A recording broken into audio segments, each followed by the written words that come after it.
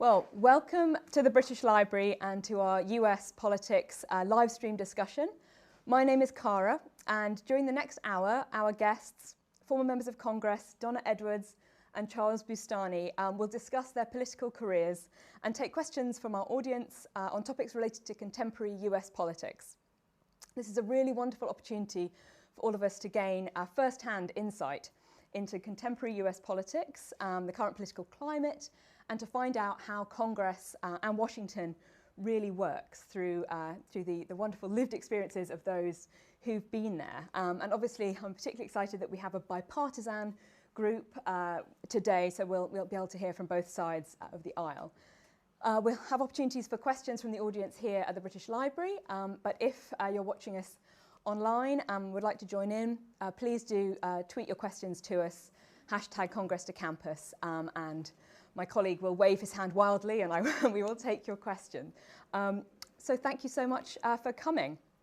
So I'm going to start off by inviting our guests to just introduce themselves and also maybe tell us a little bit about your journey to Congress, kind of what took you. You obviously both had interesting careers beforehand. What took you to Congress? I'm going to ask Donna to start us off. Well, thank you very much, and I hope you all pardon what I describe as my Stonehenge voice. It's really great to be here with you.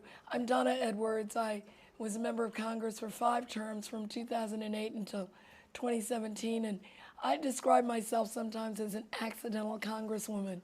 I lived in my congressional district, which is right outside of Washington, D.C. in the state of Maryland, and I was very active in my community. And then finally just got really annoyed with my congressman and decided, after asking a whole bunch of other people to run against him and nobody saying yes, because he had been in Congress for, I think at that time, 7 terms. And then I said, well, if nobody else is going to do it, I'll do it. And so I signed up.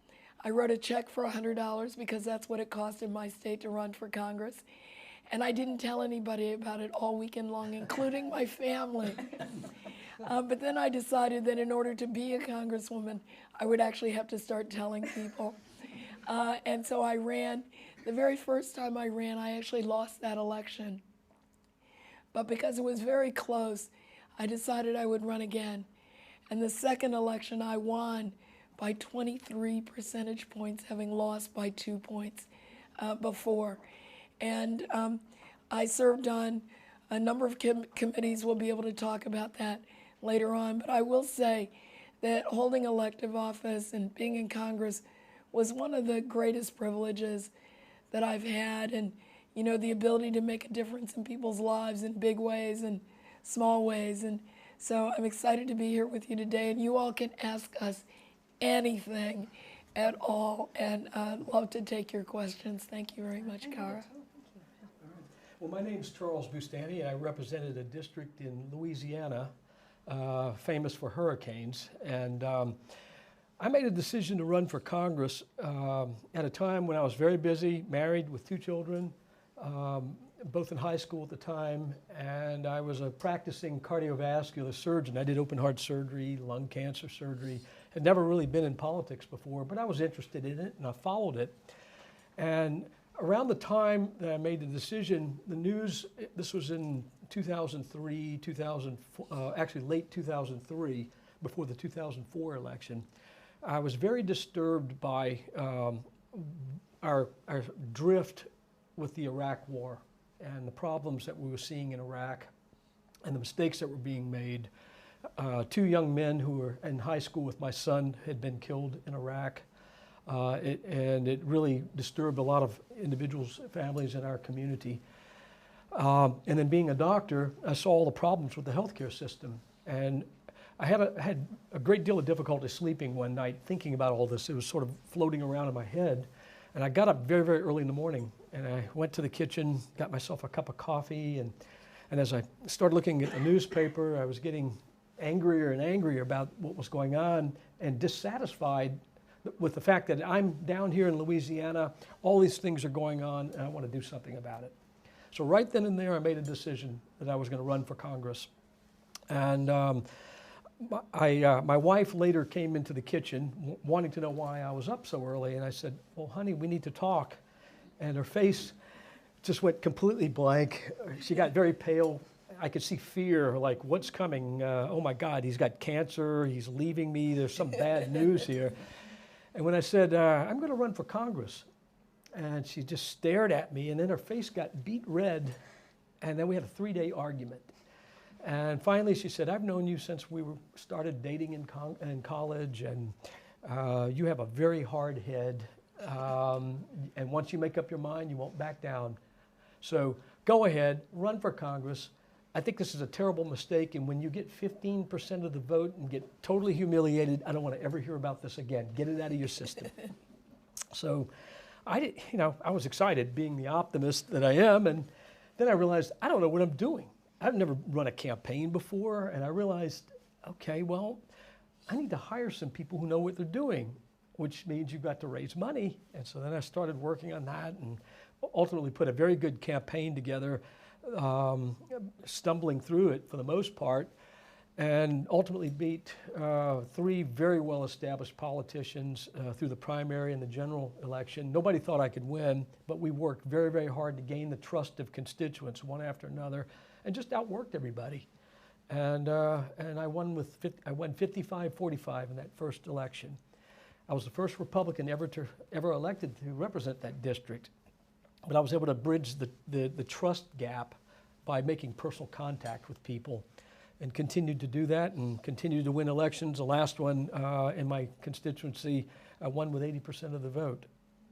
Then I got greedy and ran for the U.S. Senate with an open seat, and I ended up losing that race by a small margin. But politics had shifted in my state, and the Republican Party went much harder to the right in the state, which I'm more of a centrist Republican, and so ultimately lost that, and so here I am as a former member of Congress. And so, as Donna said, all questions are on the table.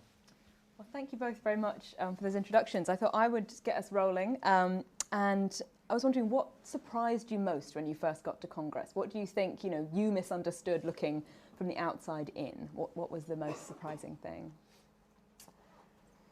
I would say, I think a lot of members of Congress work really hard, but I was actually surprised at how many members really were not sort of readers and students, and that shocked me. I mean, because I would take everything home and read it and study, and when we did the health care bill when I first came into Congress, and I was one of those who took that couple of thousand pages home, and I read every single page.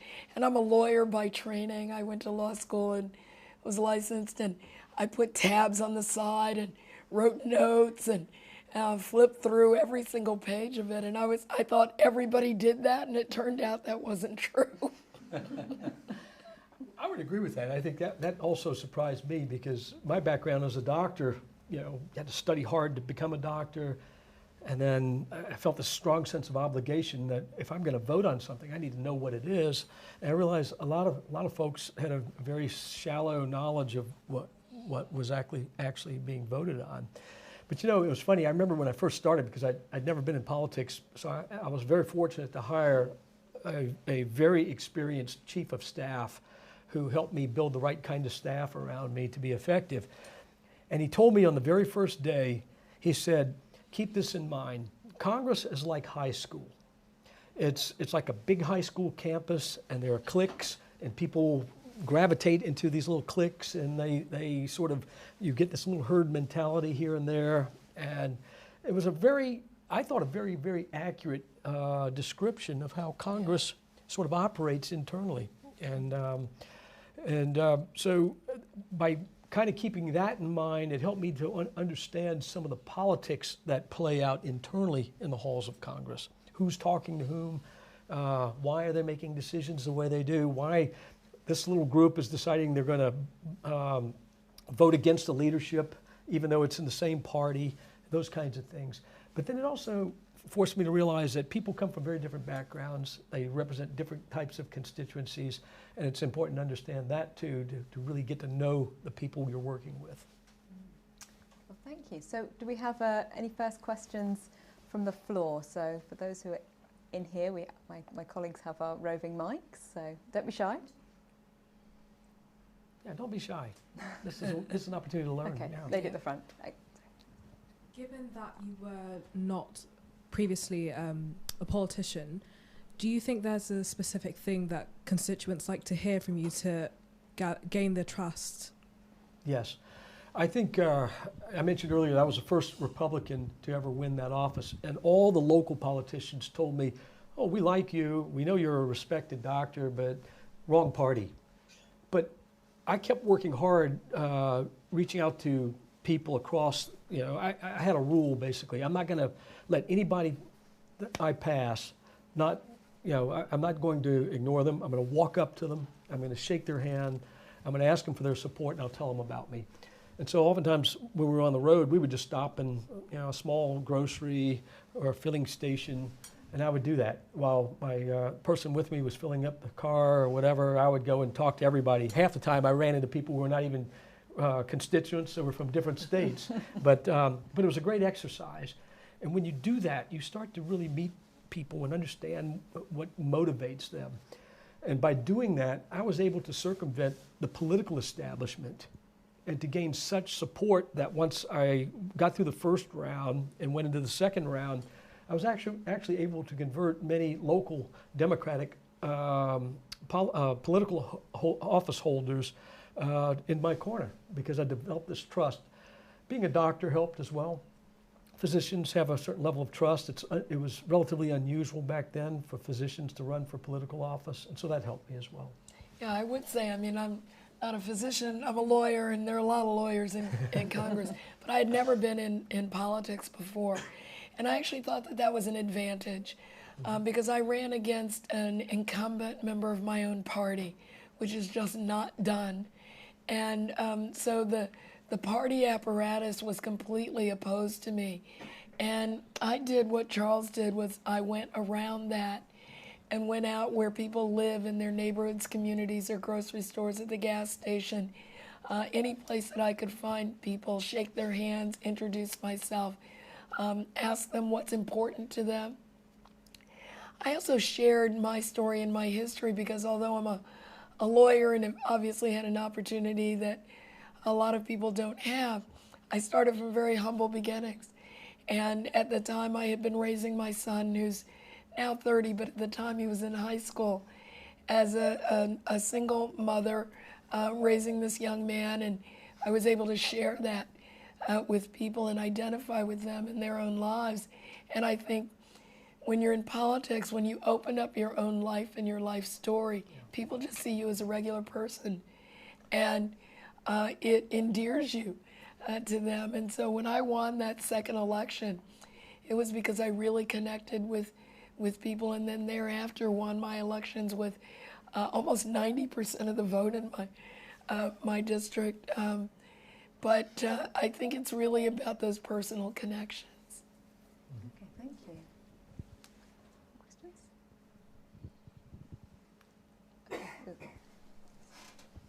Questions? Hiya. So you've obviously done quite a couple of terms over the years. How are you managing to not burn out and keep going in terms of just not stopping after one or two terms? Well, What's keeping you going? Oh, for me, it was the work. I mean, for me, it was, the ability to get in and to get some things done. When I ran, I think like Charles, a huge part of my message was around the Iraq War and around the foolishness of going into Iraq. And I actually ran against a gentleman who supported the Iraq War. And it turns out that our constituents really did not. I ran on an agenda of bringing health care to people. I shared with them that there was a time when I didn't have health insurance. You all don't sort of have that system here. And I found myself in an emergency room without any health insurance.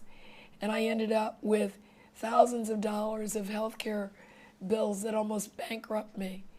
And I wanted to go in and fix that system. And so it's doing those things that really kept me going. And I went on a foolhardy adventure too. I ran for the United States Senate in an open seat That's what we share, Charles, and lost that election, but continue to figure out ways like this to continue to serve the public.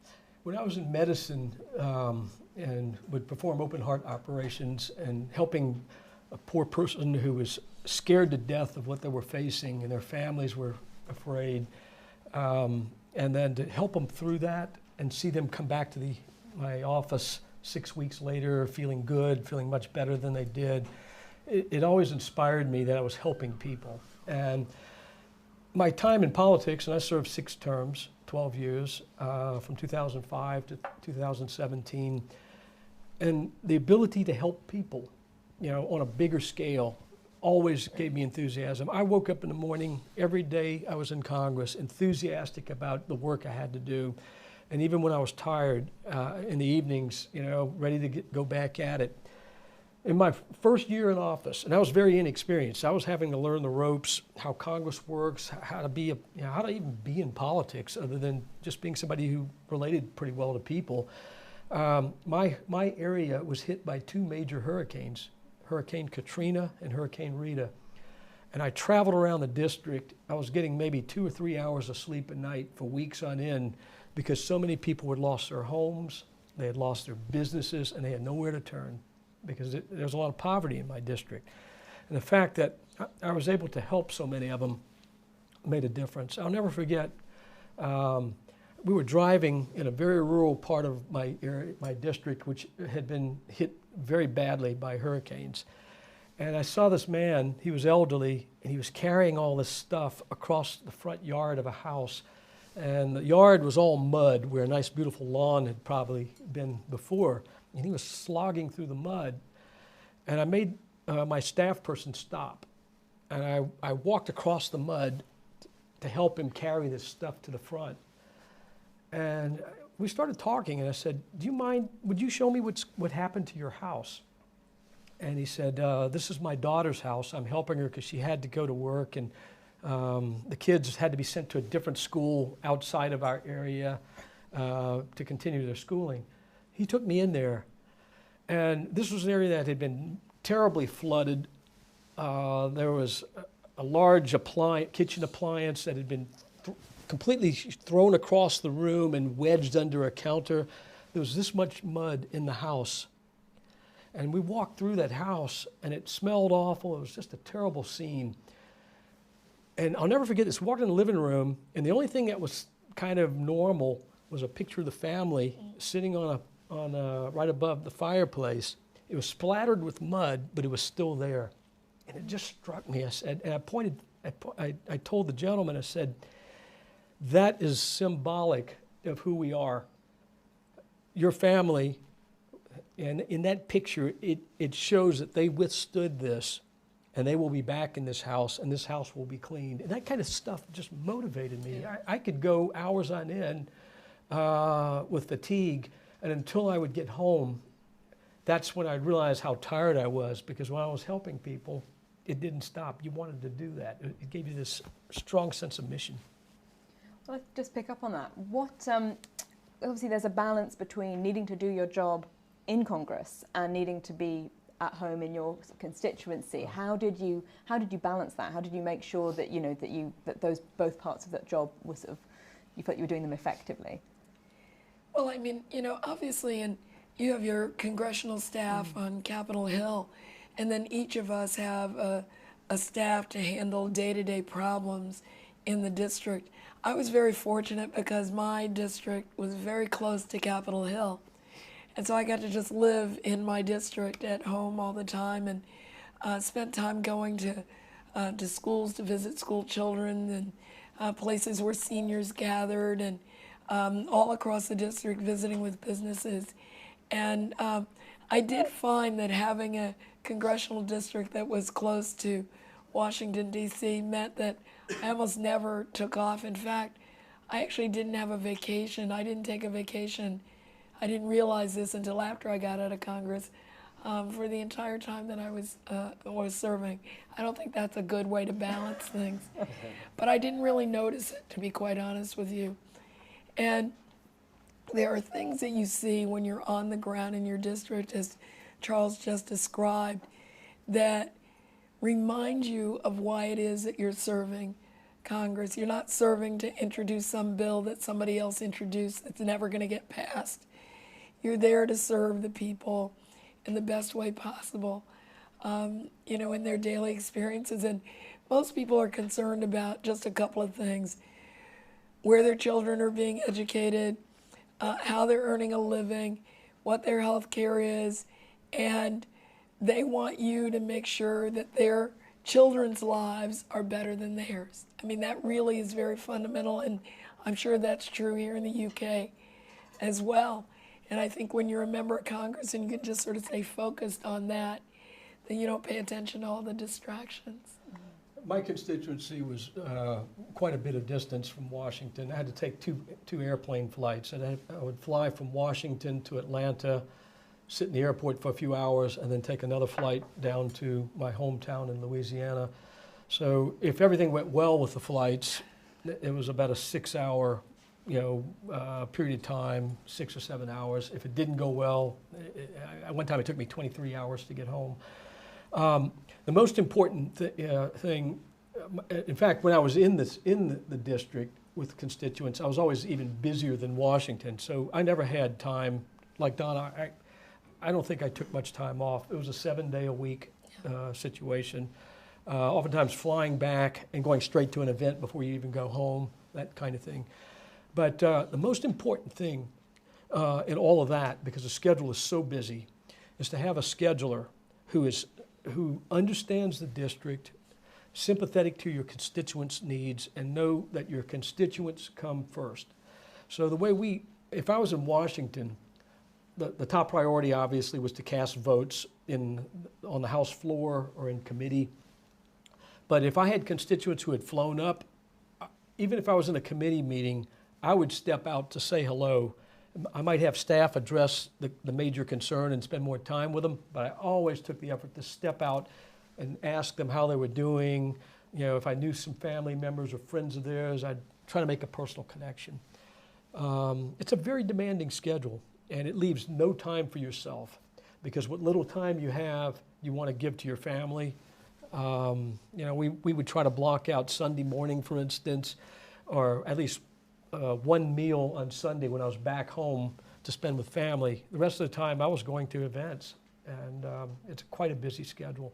And in Washington, for any 30-minute block of time, you may have 6 different demands on your time.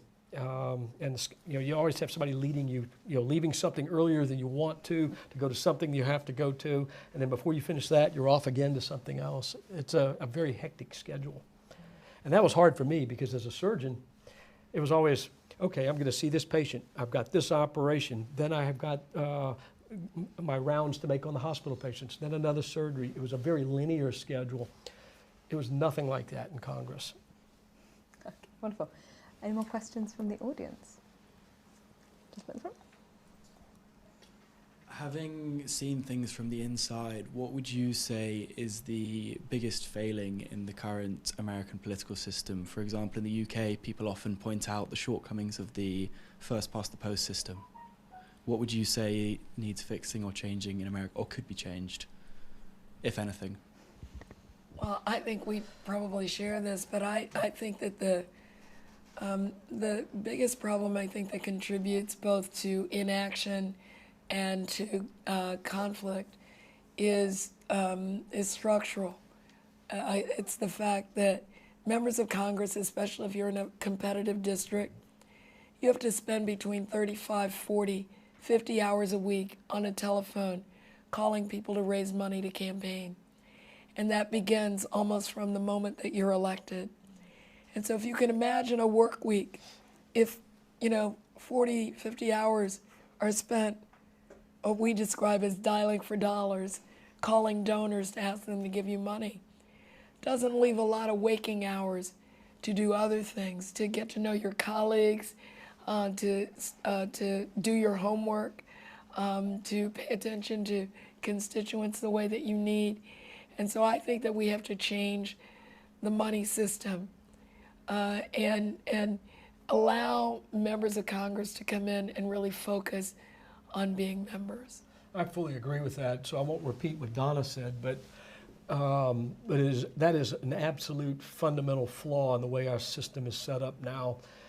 But it's made worse by the fact that the current American law allows for these outside groups, they could be single issue groups or maybe just a few core issues, to put together an organization and raise unlimited amounts of money that they use to put pressure on members of Congress not to deviate from those issues. And it's a very polarizing atmosphere. They drive division.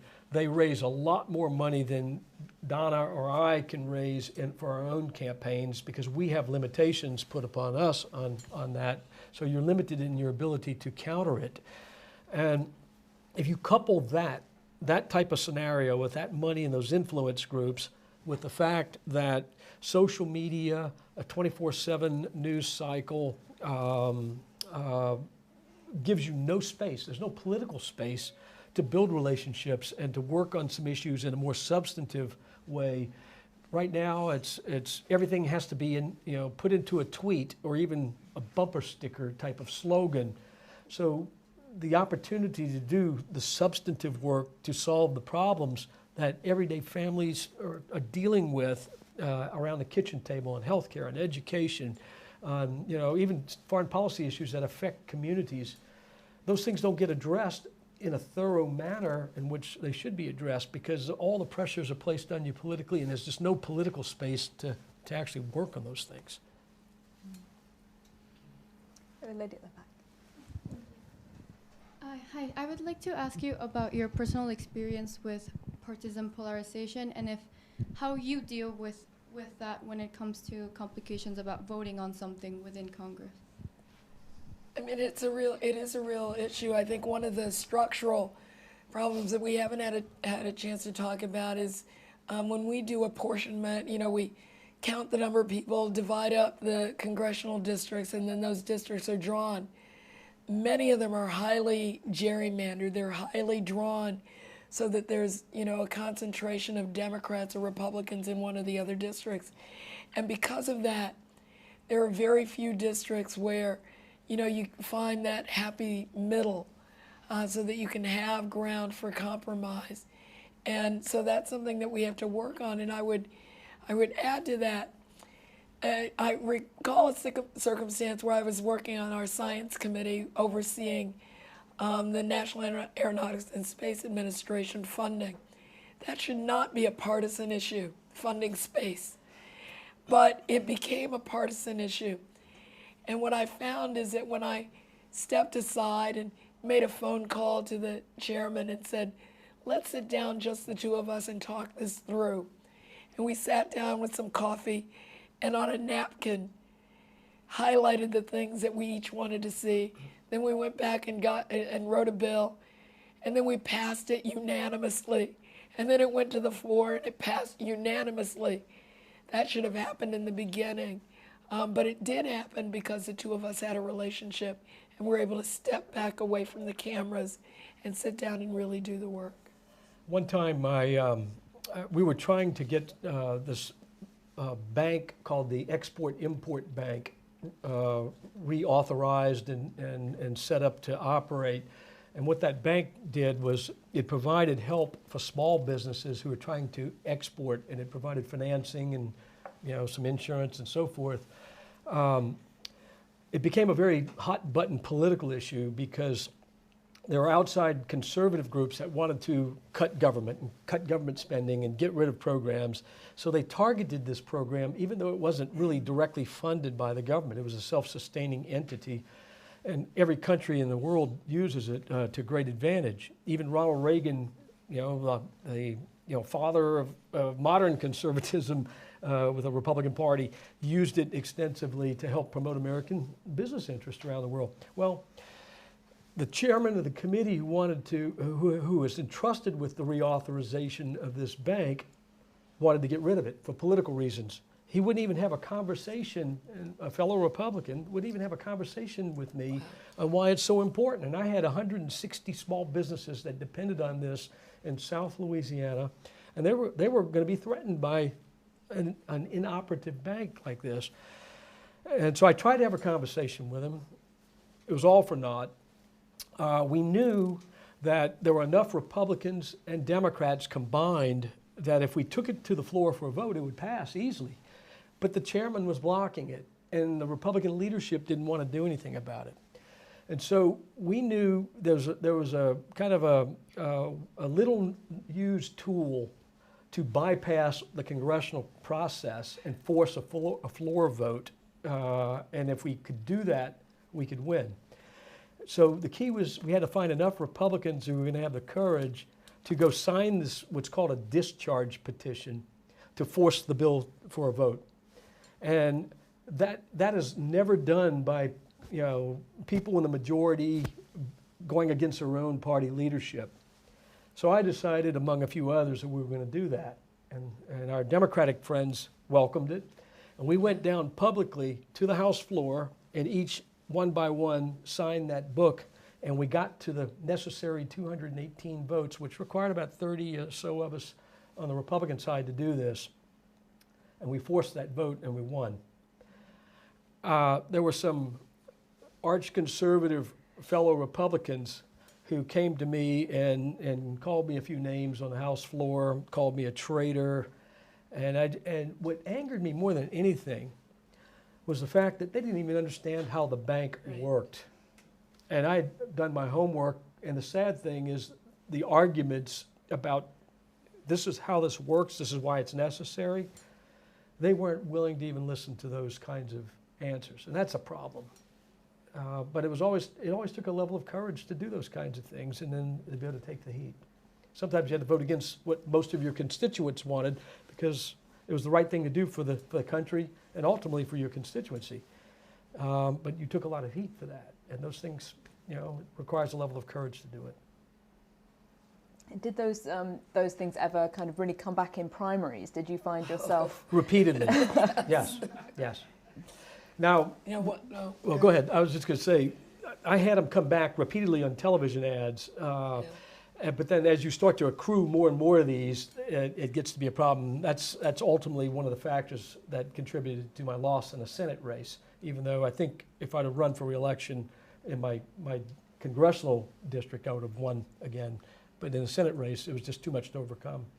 Well, I was just reminded that one of the tough votes that we took was following as that Great Recession was taking place and the entire world economy was caught up in it. We had to pass emergency legislation under the George Bush presidency to really save our economy. And to this day, Charles can probably go out, and I do. Some people actually still think I'm in Congress, but to this day, people will walk up to me and ask me about that TARP vote because they still remember it. And that was one of those things where it was $700 billion, and that's a lot of money. And a lot of people didn't want to spend that money, but it was absolutely necessary to do, or the entire economy would have collapsed. And I believe that. I believe those arguments. But it is one of those votes that cost you politically. I voted for that too, and I think it was one of the most important votes I ever took. Yeah. And 80% of my constituents were vocally against it. And I heard about it in every subsequent election. But people like Donna and myself and others who were doing our homework and trying to understand what was really happening, rather than just the politics of the day, we took those hard votes. And I'm convinced it helped our country from going into a depression. Thank you. Gentleman in the middle. If both of you are entering politics today, running for office for the first time today, how do you imagine that might be different from when you did first enter politics, sort of maybe your running points or alignments? Yeah, I'm not sure how much it would be sort of substantively on policy, but I will say the environment has changed. When I ran for Congress, it was really at the beginning of the use of social media in campaigns. And I would say now that in terms of spending resources to run a campaign, far more emphasis would have to be placed on figuring out ways to reach potential voters through social media. And, you know, voters now are so segregated into small groups that you can reach on Facebook in this way, or Twitter in another way, or Snapchat and Instagram. And I think that makes it more complicated. It also makes your message as a candidate, I think, more complex as well, because it is tough to drill down a complicated policy issue into 280 words, or something that, you know, where people will read a paragraph on Facebook. And it really does our politics, I think, a great disservice to try to drill everything down into such a narrow cast. And so I think that that environment changes the way that one would think about running a political campaign today. Right. Donna's absolutely correct. With the proliferation of social media and all the different avenues to communicate, it gives you an opportunity to directly communicate to your constituency, but it also, because of all the other things going on, other groups and other entities can do the same and reach the same constituency. So it's created a much more anarchic campaign environment. It used to be conventionally, you would run your television ads, you'd send your direct mail to reach out to constituents, and do town hall meetings, that kind of thing. And as a candidate, you could control the message coming from your campaign. Now, because of all the money combined with all these, you know, these forms of communication, you no longer can truly control your campaign. And so it becomes a race to see whether you can, you know, present the image in the platform that you want to project, or somebody's going to define you from the outside. That's the big challenge. What has not changed is you're still trying to win the trust of your constituency. It's just a much more complicated environment in which to do that. Yeah, and I would say on that trust element, I mean, you know, there's so much distrust of politics and politicians these days, and I think it takes some special people to try to restore that and restore the value of public service. You know, there's a lot of energy that's spent, at least in the United States, by outside groups sort of banging on Congress and on government all the time. And the net result of that is that people have lost the confidence in their public institutions to be able to solve big problems. And so I think, you know, one of the challenges, I think, for your generation is to think about politics in a different kind of way, to begin to restore that kind of trust in our institutions and the people who want to serve. So if you want to run to become an MP here, and look, you're here because you're interested in politics, you're eager to learn, and you're probably here as well because you care. You want to do something. You believe that public service is something good. Even at my age and having done this, I still think it's one of the most noble things a person can do. So I hope you do it. And you do learn a lot about yourself when you do it. Be authentic, care about people, learn the issues, and don't be afraid to express what you believe. And I think you know, you can build trust, but your generation's going to have a big task ahead in rebuilding that trust, as Donna has said, because we have seen the trust level in our democracies completely eroded. Whether it's here in the UK, the US. In the US, nobody respects expertise anymore. For the most part, they denigrate it. Everything has become, you know, reduced to slogans and, you know, name calling, as opposed to let's talk about real substantive issues and problem solving. So I'm glad you're here, and I hope you know, your generation can step up and do some good things to restore that trust in institutions. Any questions?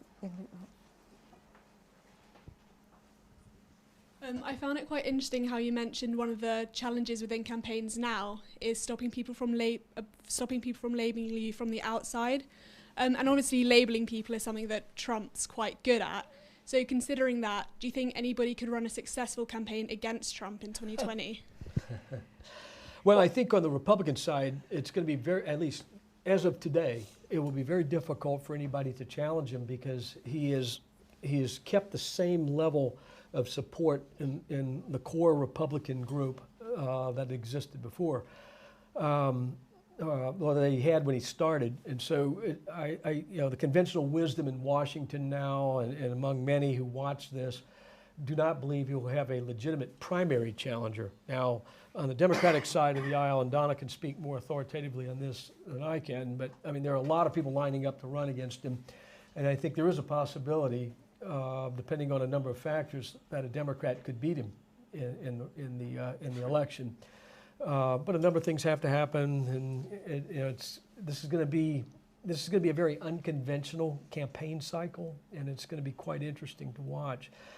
But as a Republican, I don't recognize the kind of party that Donald Trump has put together around him. That's not, my positions are more like the first President Bush, George H.W. Bush, who served in the 80s, who took a more expansive view of a number of these issues, behaved as a gentleman with civility, respected both his rivals and his friends, and conducted himself above board. And I think we need more of that.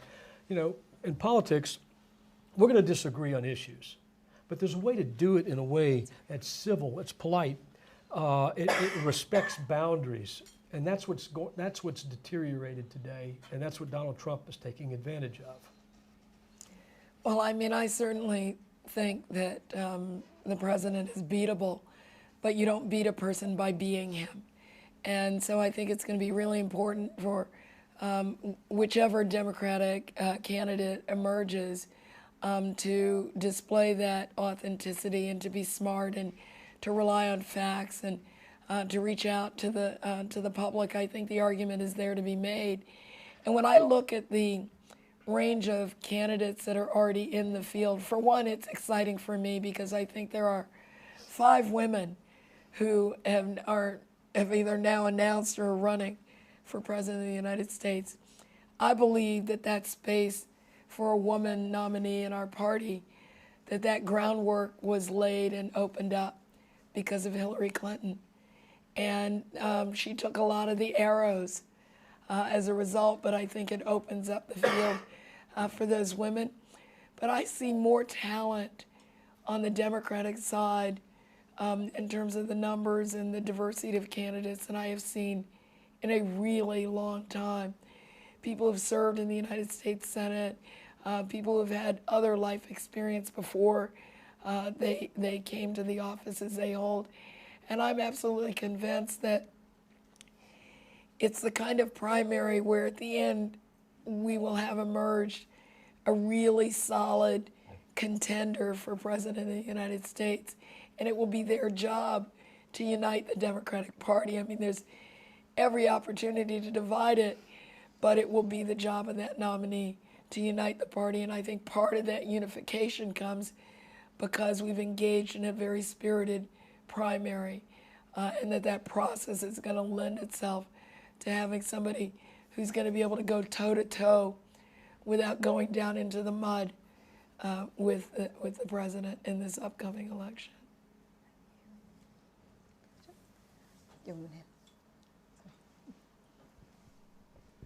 I know you've already touched on campaign finance, but given the fact that legislation has failed before, do you feel there is a way to present a bipartisan piece of legislation that will withstand what has already happened to the other ones?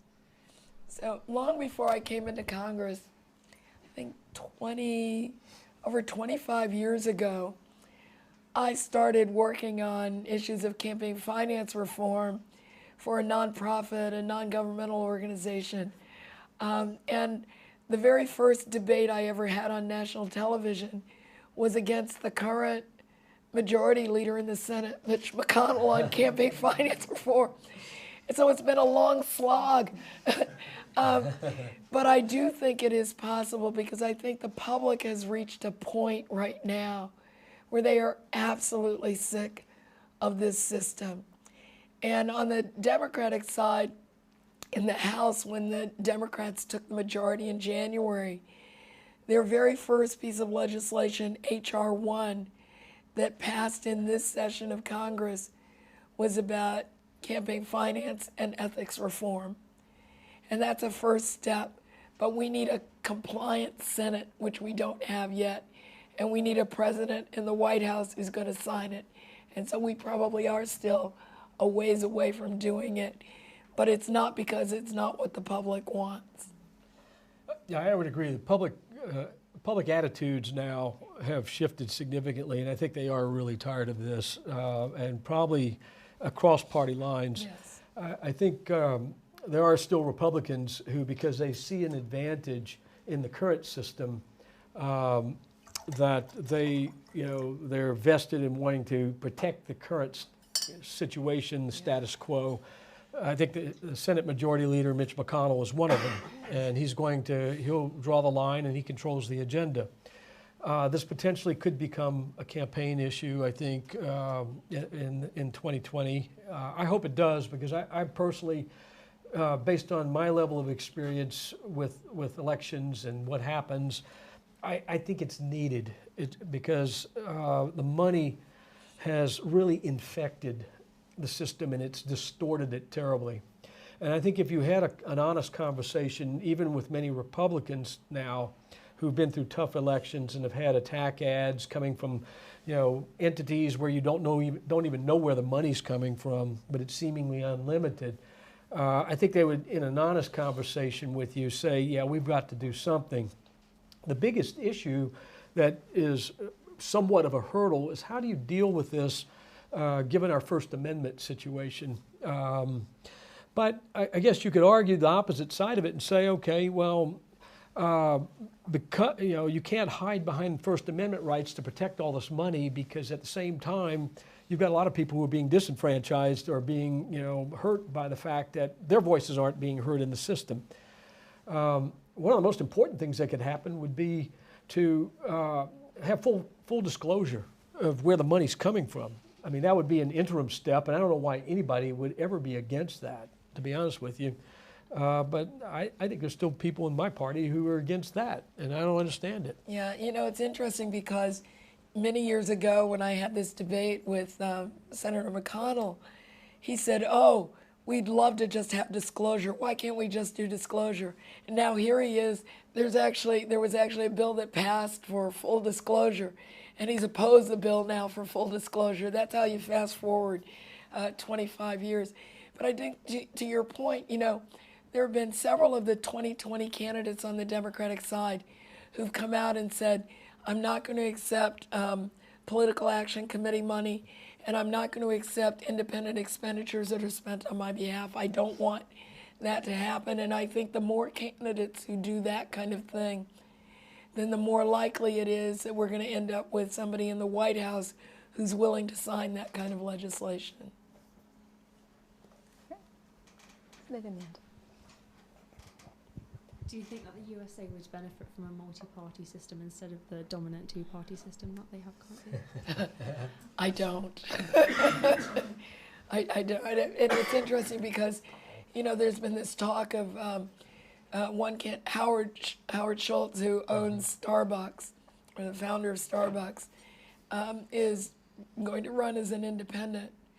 And in the United States, it's never really been the case that somebody running as a third party or an independent has actually kind of lasted very long. I think that will be true again. And really, those kind of parties, after Ross Perot ran an independent campaign back in the 90s, and then he attempted to start a third party after that, and it really just fizzled out. And that's happened multiple times over the course of our history. At the presidential level, election-wise, third-party candidates oftentimes become spoilers for one or the other candidate in the two dominant parties.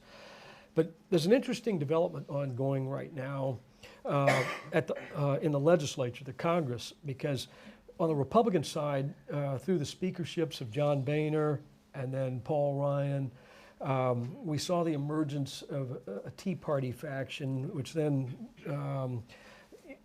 transformed into the Freedom Caucus. So you had about 40 very arch conservative, ultra-conservatives who oftentimes blocked the Republican agenda while we had the majority in the House because things weren't good enough. They wanted the unattainable. They wanted something hard right when many others didn't go along with them.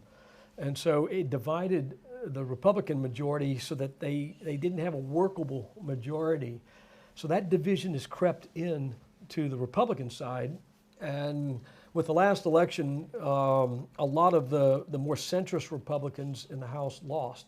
So there's more party purity now on the Republican side. Interestingly, that same type of developments now occurring on the Democratic side of the aisle, where you have a very strong left progressive wing represented by Alexandra Ocasio-Cortez and others. And then you have a more traditional wing of the Democratic Party. And those differences, now that they're in the majority, are starting to emerge. Speaker Pelosi has done a wonderful job, I think, in holding it together to win the speakership. But now there are some divisions cropping up on procedural votes that just happened in the last week or so. She's having to deal with that. And I don't know, Donna, you may have more insights into that issue, but yeah. We're seeing this balkanization in both parties, which effectively it sort of acts like a multi-party system. On the Republican side, when we had the majority, we often talked about how we don't have a unified Republican Party. We got two separate parties within a party. Yeah, I would say that on the Democratic side, that group that is way to the left is probably significantly smaller than the Tea Party Freedom Caucus faction in the Republican Party. My experience in working with Speaker Pelosi, and I was part of her leadership team when I was in the Congress, but my experience of working with her is that her style of management of the Democratic caucus is very different from Paul Ryan or from John Boehner, where she individually meets with each of these individual groups and figures out sort of where the leverage points are within those members. And so that's how she's been able to hold that together. And I do think it poses a challenge. But I also think that there are significant numbers of people who describe themselves as the progressive caucus, but who also are very connected to the leadership, which is, I guess, again, a little bit different from the Republican Party.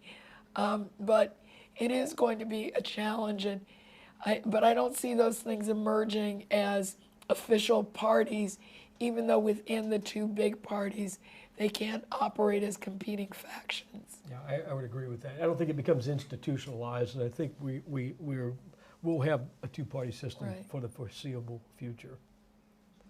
And part of that's because we have a presidential system, and it tends to break out in two parties, and that sort of, follows through downstream.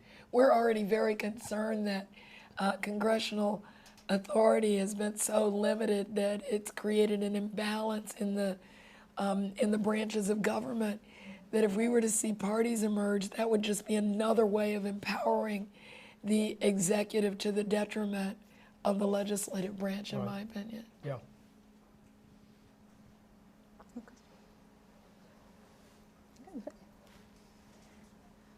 Commenting on what you were saying before about the styles in which politicians like to discuss their ideas, in what ways do you think civilization in modern day politics has eroded?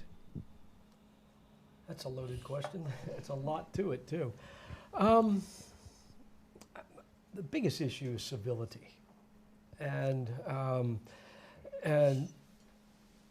it's driven such harsh rhetoric that people get entrenched, and it becomes a zero-sum game. I think that's the problem.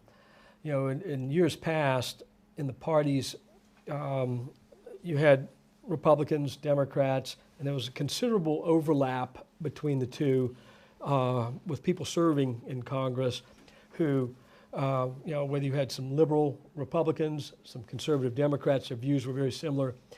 And it created the opportunity to work together, and you didn't have the other things that drive division, the money, the social media, the special interest groups out there that were empowered by social media and money and grassroots opportunities. I think all those things kind of have conspired to create the partisanship, the harsh rhetoric, and the zero-sum atmosphere. And I think that's where things have deteriorated. If we're going to salvage our democratic institutions, we're going to have to reverse that trend. And it's not going to be easy. But it starts with having a conversation about it. And Donna and I, who both served, we've been through those fights. We did our best to counter some of the really more extreme sides of our parties, our respective parties, to find ways to work together. You know, we've ended our official political careers now. All we can do is speak out about this and encourage the next generation to take up the mantle, so that when you do run for council, council position or parliament here in this country, you'll keep that in mind and recognize that when you hold public office, you have a higher obligation to not stoop to that kind of level and not make it zero-sum all the time. There are going to be differences, but there ought to be space for people to say, okay, we can agree on these sets of issues. Let's go fix these problems. Here's where we really disagree, and let the ideas clash, but in a way that's respectful. That's what's missing. Yeah, and I would say there are some systemic reasons that members of Congress no longer have quite the ability to communicate with each other, to become friendly with each other, and one of it is about structure. So, for example, it used to be the case that most members of Congress during the entire session lived in Washington. They brought their families to Washington. Their families interacted with each other. They socialized together in addition to legislating. They developed relationships that actually allowed them then to work on issues. Now, members come in for 3.5, 4 days. They leave. There are big breaks in between. And when you're in Washington, the only thing that you really have time to do is go to your committee assignments, go to Florida to vote and raise money. And so it doesn't allow for that kind of personal interaction with one another anymore. There used to be a lot more congressional travel where bipartisan groups would get together and they would travel to different countries on fact-finding missions. But a lot of the non-governmental groups beat them up and said, you're wasting taxpayer money, why are you doing that? Well, one of the purposes that kind of travel serves is so that members can understand the world together, visiting the UK together, visiting Afghanistan, Iraq together. They understand the world in a different kind of way when they do that together. That contributes to good lawmaking. It also helps people to build relationships with each other. One of the ways that I got to know the former Speaker, Paul Ryan, and his wife was on a congressional delegation travel to Saudi Arabia together. And that shared experience meant that when we came back to Washington, it didn't mean that I agreed with everything that he said or wanted to do, but it meant that when I was engaged in a debate or a dispute, it's really hard to beat up on somebody once you've known them, you've met them, you've shared dinner with them, and you've met their wife and children. And so I think that to the extent that we can begin to return to that kind of normal kind of activity, that it would actually contribute to the ability to work in a civil way. I had similar experiences through travel, and when I first got on to the House Ways and Means Committee, which is a very important committee in Congress that makes a lot of money decisions, we were in the minority, and there was someone who was in Democratic leadership who also sat on the committee. He represented a Los Angeles district that was heavily Latino. I represented a Louisiana district in the South, more rural, very different constituencies. But I saw him as a very smart person, and I contacted him one day and I said, let's go have breakfast together. And we did.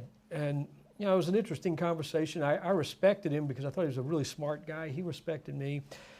We said, look, we're going to disagree on a lot of things, but if I understand your district and you understand mine better, we'll know where each other's coming from. So we agreed to meet regularly from time to time for breakfast. And then we kind of expanded the group on our committee.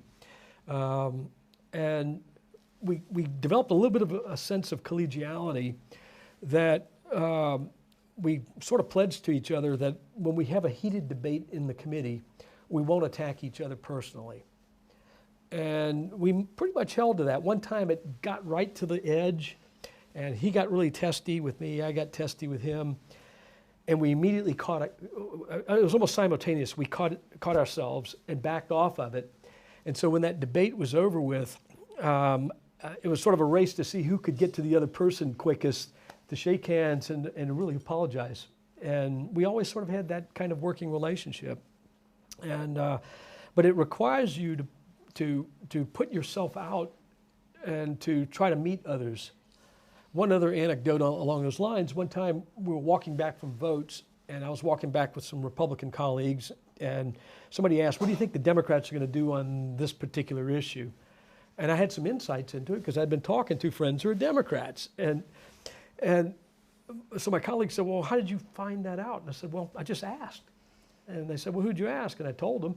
They said, they talked to you? I said, yes, we're friends. And these were Republicans who never took time to go, you know, get to know somebody on the other side of the aisle. And but there are pressures out there that prevent that. And I'll give you one last example without really belaboring this, but one time we were having a very vigorous debate on the floor of the House. I was leading our effort on the Republican side. Democrat, who was actually the chairman of the committee at the time, was leading the debate. We were both scoring points in the debate, and it was a good debate. And so as soon as it was over, I walked over to the other side to where he was to shake hands. This was all televised on C-SPAN, and I had constituents who saw this who were very partisan, and next thing you know, the phone's ringing constantly in the office, email starts coming in, social media, just chastising me for speaking with the enemy and being friendly with the enemy. And I'm thinking, really? That's not the enemy. It's a fellow member of Congress who I like, and we just happen to have different views on some things. But that's the kind of outside pressure that comes to bear. Well, I'm afraid to say we've run out of time, but I think that was a really wonderful lesson for all of us in talking to each other and you know, the value of listening and discussion, which I hope you've all enjoyed today. I'm just going to say a few last words to explain that this event has been part of our Congress to Campus UK programme, which is a programme that brings former members of Congress to the UK to meet with student and general audiences and to talk about contemporary US politics. And I'd really like to say a big thank you to all of our partners who've helped make this possible. The US Association of Former Members of Congress, of which both Charles and Donna are members in Washington, help select the members to come to the UK. But in particular, our UK partner, the Rothermere American Institute at the University of Oxford, who've done the lion's share of the organising for this week. And also our supporters at the British Association for American Studies, and in particular the US Embassy in London, who've been really helpful in getting this session and this live stream off the ground. So will you all join me in thanking our guests, Donna and Charles? Thank you so much.